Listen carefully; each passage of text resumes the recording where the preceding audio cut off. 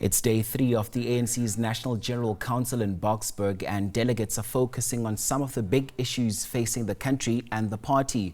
Today's discussions will look at the economy, South Africa's role in the world, social challenges, and how the organization can better drive change. This comes as the ANC tries to keep members united and focused on its midterm progress following reports of internal tensions in recent days. For more on this now, here's SABC News anchor Ayanda Nyathi, who joins us for an update live from Boksburg. So Ayanda, take us through the latest conversations from Boksburg. Well, we're coming to you now from the media center of the ANC's National General Council. Mxolisi, welcome back to the Bertrand Hotel. This is where all the action is taking place on this day 3 of this 4-day gathering. Today, we're expecting delegates to really delve into the substance of some of the policy issues that they want ventilated across 17 commissions. And the topics are wide-ranging. It's organizing, building, renewal, the national dialogue, policy, monetary and evaluation, local government, economic transformation, and the list goes on and on. So let's jump straight into our next discussion with the second Deputy Secretary General of the ANC in Maropene Ramokgopa, who joins us now here at our satellite studio. We all want a piece of you, so thank you for stepping into our studios and chatting to us. Okay. And I suppose a good place to start is just by taking stock of what you made of the first 2 days. It feels like we're at the halfway mark. We still have 2 full days ahead of us, but there's still so much to be ventilated. Yes. Look, one thing that I must say is that, and that has really warmed my heart, especially because we've been working for a very long time from our unit of PMER to deal with preparation of drafting of our commission's report from provinces to regions as well as branches. So from yesterday, most especially because that's where the commission actually started, we've seen a full participation of all our delegates. Our commissions were packed, and even when people were not necessarily agreeing on certain things, everything was cordial. So we've seen a lot of richness as it relates to discussion. You can see that delegates came prepared. So that was very exciting for me, I must say. It is for this reason that our report it's so long that we couldn't then now be able to finish it in time. We will then now be presenting it today for the 10 commissions that set yesterday. So that is the one thing that I am so excited about, because delegates were able to talk about the NDR. They were always also being able to talk about what we call the balance of forces domestically and internationally. How do we deal with the alliance? Where do we place ourselves? But what is to be done most of all? And they've spoken so well because they were prepared from branches, from their region for the past 3 months. You could feel it and you could sense it. Are you able to give us, even if it's just a broad overview of what some of the sticking issues were in those discussions? Obviously, I can't say really there are sticky issues, but of course the issue of how do we deal with the dual membership, for example, of what the decision that the SABC has taken. There are a number of issues that have been said there, but people have also spoken about how do we deal with the issue of trade and how do we place ourselves as the ANC and as the country on the international or on the global level as it relates to our relationship and how we actually relate to other African countries in the region first, but also in SADC, to be able to consolidate Africa, to speak in one voice. But people have also spoken about how do we then now deal with the renewal of the ANC, most especially as it relates to the Vision 2032 of the ANC that we have actually spoken about. So those are some of the issues that were actually spoken about in detail. But in the main, it was how do we strengthen ourselves as a state, because state capacity is quite important. We also, of course, looked at the issue of coalitions as well. How do we strengthen them, prepare ourselves, even though the ANC still want to, of course, be able to win elections with a resounding majority, so that if we get into a coalition, it should be because we want to, not because we are responding to a situation. So we've dealt with a number of issues that speaks to such issues. Allow me to pick one of them from that had the issues to do with advancing the interests of the global South. Given, of course, what we're seeing in the world order, quite frankly, I think we all speak of a multipolar world order more than a unipolar one at the moment. But my question specifically is, to what extent do you think the ANC's strategic positioning around advocating for the global South has in some ways weakened your resonance in this country, especially when you consider the sentiment around migration and how we've been interacting with some of our counterparts on the continent?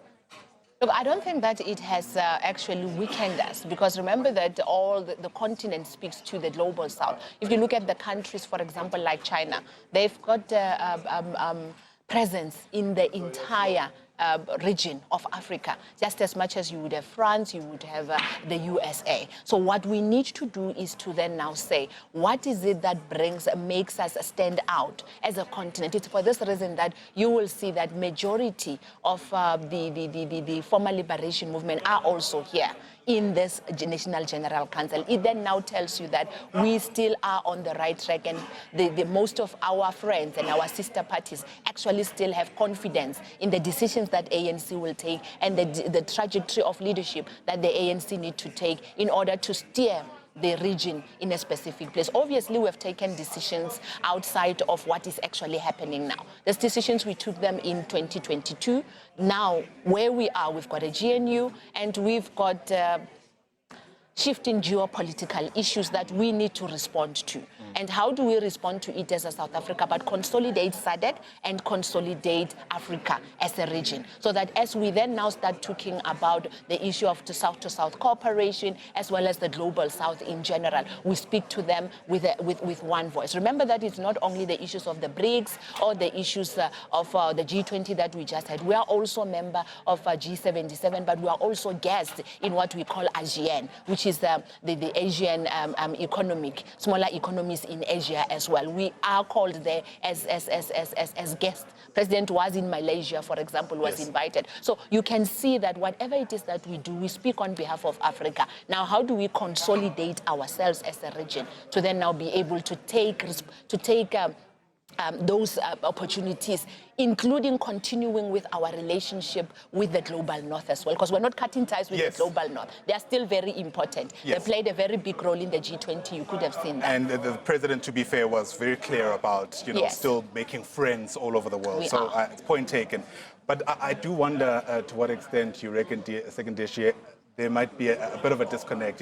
We have the privilege of speaking both to you as the officials of the ANC and ordinary South Africans. Of course. And part of what we pick up is that the ideas are very clearly and eloquently articulated in the policy work and the discussions that take place.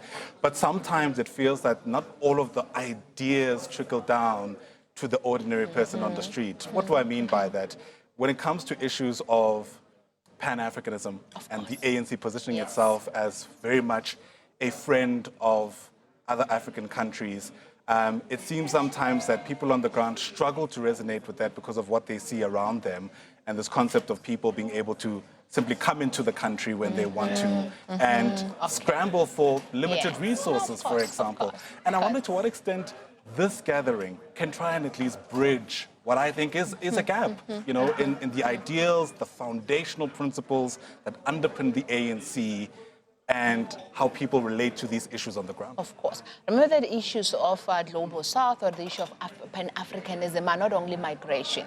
So there's a difference between migration, that will talk about migration because of security issues or economic migration. We need to put that aside and be able to deal with it directly, to say that how do we respond to economic migration? How do we respond to migration that is actually informed by security issues? And the ANC is speaking to that not only in this General Council, but also in government as well. So there are white papers that have been prepared, of course, to deal specifically with, to say that when we are going to be talking about migration and we talk about whatever laws that needs to be in place to deal with that, how do we deal with that? It is for this reason that it is not only Home Affairs that will deal with migration, but you'd find that small business as well. The Department of Small Business is also dealing with how do we deal with migration. So probably what we need to do better is that the ANC must strengthen how it packages its communication, so that people on the ground may then now be able to interact with the ANC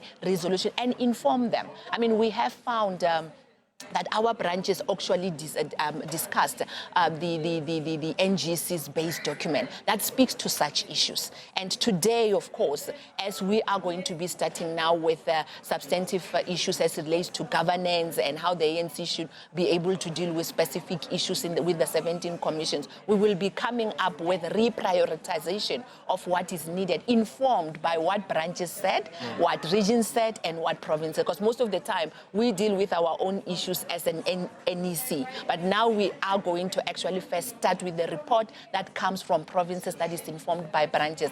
It will then now speak to what you are saying, that people on the ground seem not to understand what we are doing. Therefore, what they will be raising would be able to deal with it accordingly. So international relations, when you talk about diplomacy or you talk about solidarity, you cannot then now be able to say that it is the same as migration. Migration is important and we have to deal with it, because if we don't deal with it, we will be having a lot of challenges that we may not then now be able to deal with. Because remember that we're not just leaders, we are also members of society. Absolutely. So it also affects us as people as well. Yeah, and you know, if you don't deal with the migration crisis, some people might argue it may end up being a diplomatic problem because of just how ordinary people relate. Definitely. But fair enough. You've been very vocal about women representation, even in the ANC itself.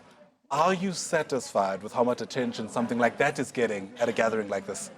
No, definitely. We had to make sure that, of course, as we deal with the issue of delegation that comes here, we do speak to gender balance. And if you can look at some of the subcommittees that the commissions that we'll be having, we do have the one on gender. But in terms of all the others that we're having, we have been very clear as we're briefing our scribers. We had meetings for quite a very, even last night, to say that the issues of gender must actually be uplifted so that we can then now be able to deal with women emancipation, but youth as well. So we are, the resolutions that will be, not resolutions, the reprioritization that will be coming will be dealing with those kind of things. The youth, the women in particular, but also people with disabilities, and the issues of gender in general, including the issues of the rights of the LGBTQIA. And so we are receiving what we need as women in particular. It is for this reason that I'm sitting here talking to you, leading all the commissions, because the reports of the commissions are led by me as a woman. So definitely we are getting what we need to be able to deal with the content of how these NGCs are going to be looked at. All right, and there's as much vigor and fire in those discussions as there is, for example, in the NDR. Of course. No, definitely. Remember that those ones are starting today. Yes. So, but even yesterday, you know, in fact, I was with the regional secretary of one of our regions. I think it's Mopani in Limpopo. And as I was sitting with her, people kept on coming. No, you spoke so well. You spoke so well. And it was so amazing to see almost everyone that was in her commission referring to what she was saying. So you can see the excitement and the appreciation of women leadership here in this NGC, women giving direction in terms of what the finality of the program that will be coming out with here in this NGC, being appreciated by leadership of men, but also general members as well. So I'm quite excited about this NGC. It has actually uplifted my spirit as a woman in the ANC, but generally as a leader of the ANC and a member of the ANC as well. And what about in your capacity as a relatively younger leader of the ANC? As I was talking to you, I told you about the youth issues. Yes. The youth issues are actually also in the center. If you could have listened to what the president said during the opening, he has actually touched on youth development a lot, most especially as it relates to the skills of young people. The issue of sitters, he did say that we are going to reconfigure the sitters and revamp them so that they can speak to youth development and they speak to skills. He said he wants an overhaul, actually. He wants an overhaul, yes. And my English, he said he wants an overhaul because the sitters must then now be linked directly with industry. And why is he saying that? When you look at the unemployment rate, majority of, not majority, probably more than 30% of young people that are actually unemployed are actually graduate. What does that mean? People are educated, but the skills that are needed by the economy are not there.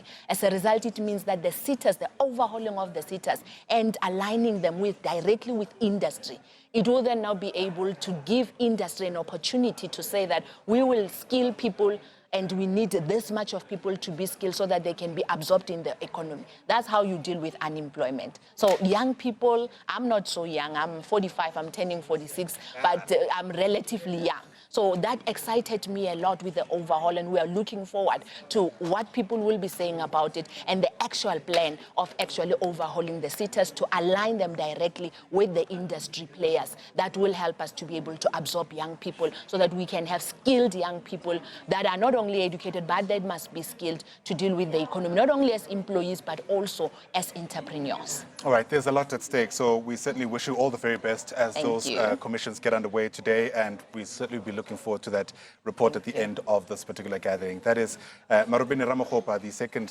Secretary General, Deputy Secretary General of the ANC, speaking to us, of course, here as we mark day 3 of this NGC. We'll keep a very close eye on the developments. These commissions are happening behind closed doors. I'm told there may be some kind of media briefing within the hour. Hopefully we'll get a better sense of the temperature gauge in those different rooms where these issues are being ventilated. But